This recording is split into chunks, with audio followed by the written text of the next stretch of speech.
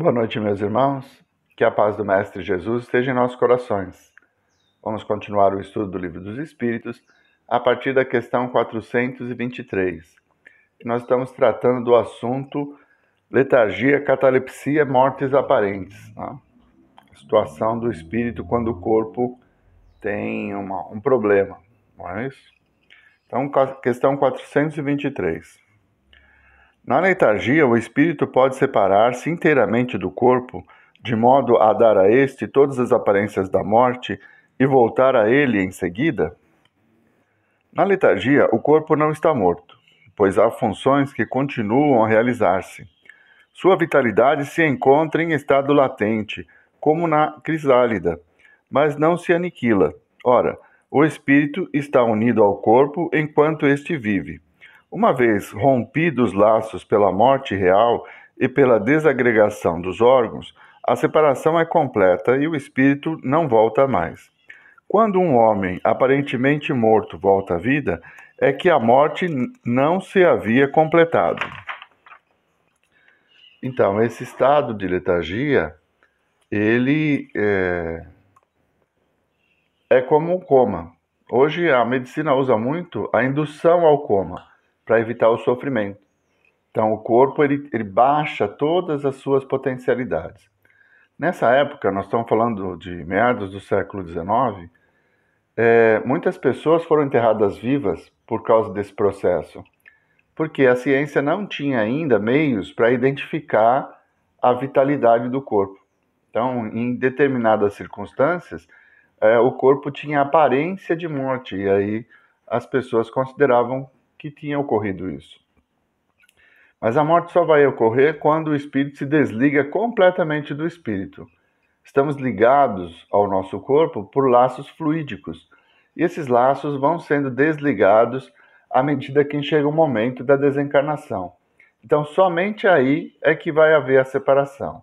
Nesses casos de situação de quase morte, que a pessoa descreve até lembranças, né? das suas experiências no mundo espiritual, ela não teve o desligamento, porque uma vez desligado não dá para religar. Então, a morte real é quando o corpo se desliga, ou o espírito se desliga totalmente do corpo. Enquanto houver um laço, esse pode retomar a atividade do corpo, à medida em que o corpo sempre será um instrumento para a nossa evolução. Então, muitas vezes, o estado em coma, que nós temos casos, né, de pessoas que ficaram anos em coma, o espírito está ali próximo, ele está vivenciando experiências no plano espiritual, ele sente o carinho, a atenção, o amor que as pessoas dedicam a ele, e também o abandono, a indiferença, sente o pensamento das pessoas que às vezes desejam que ele desencarne logo para não dar mais trabalho. Tudo isso está relacionado com as provas e a necessidade de aprendizado que o espírito tem.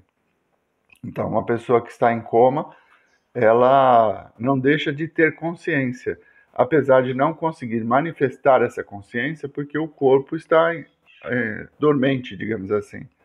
Mas o espírito está ativo e percebendo tudo o que acontece ao seu redor. 424. Por meio de cuidados dispensados a tempo, podem reatar-se laços prestes a se romperem, restituindo a vida a um ser que, por falta de socorro, morreria inapelavelmente? Sim, sem dúvida, e todos os dias tendes a prova disso. Muitas vezes, em tais casos, magnetismo constitui poderoso meio de ação, porque restitui ao corpo o fluido vital que lhe falta e que era insuficiente para manter o funcionamento dos órgãos. A letargia e a catalepsia têm o mesmo princípio, que é a perda momentânea da sensibilidade do movimento por uma causa fisiológica ainda inexplicada. Diferem uma da outra pelo fato de que, na letargia, a suspensão das forças vitais é geral e dá ao corpo todas as aparências da morte. Na catalepsia, ela é localizada e pode afetar uma parte mais ou menos extensa do corpo, de modo a deixar a inteligência livre para se manifestar. o que não permite confundi-la com a morte. A letargia é sempre natural. A catalepsia, em certas ocasiões, é espontânea, mas pode ser provocada e desfeita artificialmente pela ação magnética. Então, ele fala da recomposição fluídica energética. Bom, os laços que nos unem ao corpo são fluidos, né? E o médium tem essa capacidade de irradiar fluido vital. O que é esse fluido vital? É a energia que faz com que a matéria se torne orgânica. E nós que somos seres orgânicos temos essa produção de fluido vital e podemos compartilhá-lo. Então, tudo depende do mérito e da situação que o espírito está vivenciando. Mas a imposição de mãos, o desejo sincero de ajudar alguém que está enfermo, isso gera uma energia positiva. E essa energia pode ser absorvida pelo paciente e que vai lhe trazer um alívio para aquela dor. Isso acontece no passe. Quando nós temos nas casas espíritas a reunião pública e depois o passe magnético, o que é isso? Senão a transferência de fluido vital do passista para o paciente, para que ele tenha revitalizado as suas energias e possa estabilizar, tanto emocional como fisicamente. Porque a confiança, né, de estar ali recebendo auxílio, o desejo de melhorar, também muda o psicológico, ajuda nesse sentido. Então, você tem essa troca de fluidos. É possível? Sim, é possível se o paciente estiver receptivo a essas energias e o passista tiver esse desejo sincero de transmitir as energias, que é o que acontece quando nós efetuamos o passe após as reuniões públicas, né? Normalmente, uma palestra edificante que já traz conhecimento e uma preparação moral para que a pessoa se sinta bem de estar ali e, no momento do passe, então, ele fica receptivo a essas energias salutares que são doadas. Então, é isso que ele chama de magnetismo, que é essa possibilidade que nós temos de transferir nosso fluido vital para a pessoa a quem nós desejarmos, pela nossa vontade e pelo merecimento de cada um. Então, esse é o sentido, né? Vamos seguir? Sonambulismo, 425. O sonambulismo natural tem alguma relação com sonhos? Como explicá-la? É um estado de independência da alma, mais completo que no sonho, estado em que as suas faculdades ficam mais desenvolvidas. A alma tem percepções de que não dispõe do sonho, que não dispõe no sonho, que é um estado de sonambulismo imperfeito. No sonambulismo, o espírito está na posse plena de si mesmo. Os órgãos materiais, achando-se de certa forma em estado de catalepsia, não mais recebem as impressões exteriores. Esse estado se manifesta principalmente durante o sono. É o momento em que o espírito pode abandonar provisoriamente o corpo por se encontrar este gozando do repouso indispensável à matéria.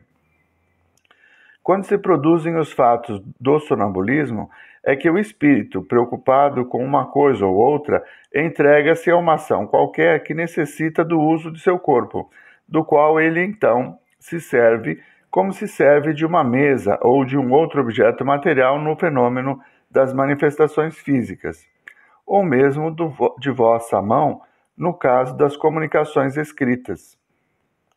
Então vamos interromper um pouquinho aqui a resposta. Sonambulismo.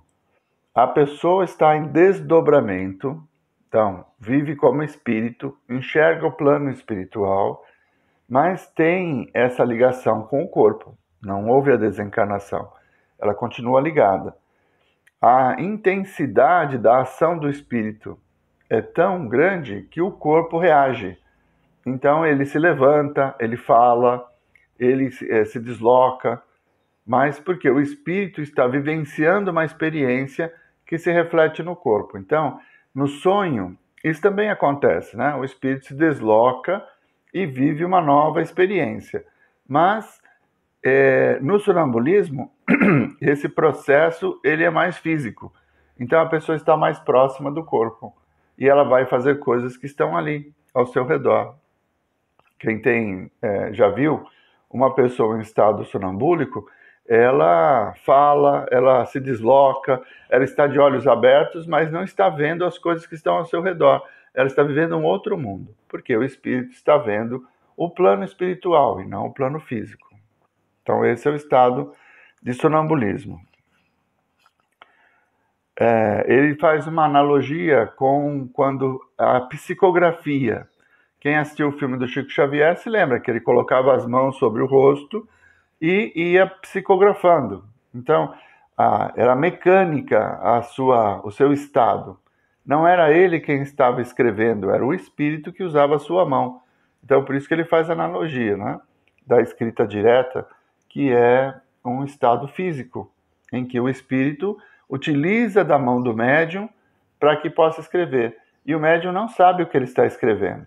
Só depois de escrito que ele vai ter que ler, se ele quiser saber o que está escrito ali, porque não passa pelo cérebro dele. É o espírito que está próximo que está realizando essa tarefa. Então, é o mesmo estado do sonambulismo. O corpo está sendo utilizado pelo espírito de uma forma mecânica. Nos sonhos de que se tem consciência, os órgãos, inclusive os da memória, começam a despertar. Recebem imperfeitamente as impressões produzidas por objetos ou causas externas e as comunicam ao espírito, que então, também em repouso, só capta sensações confusas e quase sempre incoerentes, sem nenhuma aparente razão de ser, mescladas de vagas lembranças, quer da existência atual, quer das anteriores. Facilmente, portanto, se compreende por que os sonâmbulos não se recordam do que se passou no estado de sonambulismo e por que os sonhos, cuja lembrança conservam, na maioria das vezes já não têm nenhum sentido.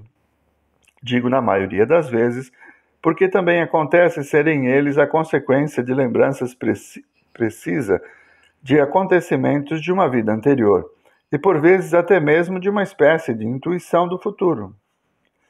Então aqui ele faz uma comparação. No sonho, o espírito está distante e o corpo em repouso. Essas impressões, conhecimentos, essa vivência pode refletir no cérebro. Então a pessoa se lembra de fragmentos do que ela vivenciou enquanto desdobrados. Isso quando é necessário, quando é importante para o espírito, né? No caso do sonambulismo, não. Ele fica totalmente inconsciente, porque é o espírito que está vivendo aquela situação e o corpo acaba sendo um instrumento para ser utilizado. Como ele faz a analogia, né?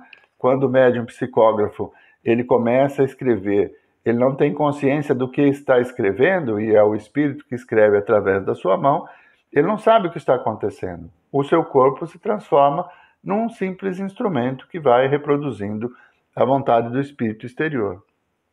No sonambulismo acontece a mesma coisa, só que com o corpo do espírito encarnado, né? Ele está vivenciando uma experiência desdobrado e que se reflete no corpo pelas suas necessidades que ele está desenvolvendo naquele momento. Bom, o nosso tempo já acabou, então a semana que vem retomamos a partir da questão 426. Vamos fazer a nossa prece? Mestre Jesus, nós vos agradecemos, Senhor, por esses momentos em que pudemos estudar um pouco mais sobre as nossas atividades como espírito.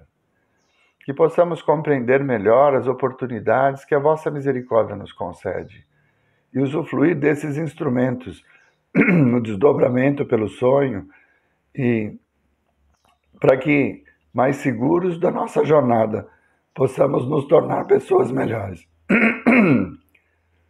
Muito obrigado, Mestre Jesus. Muito obrigado, meus irmãos.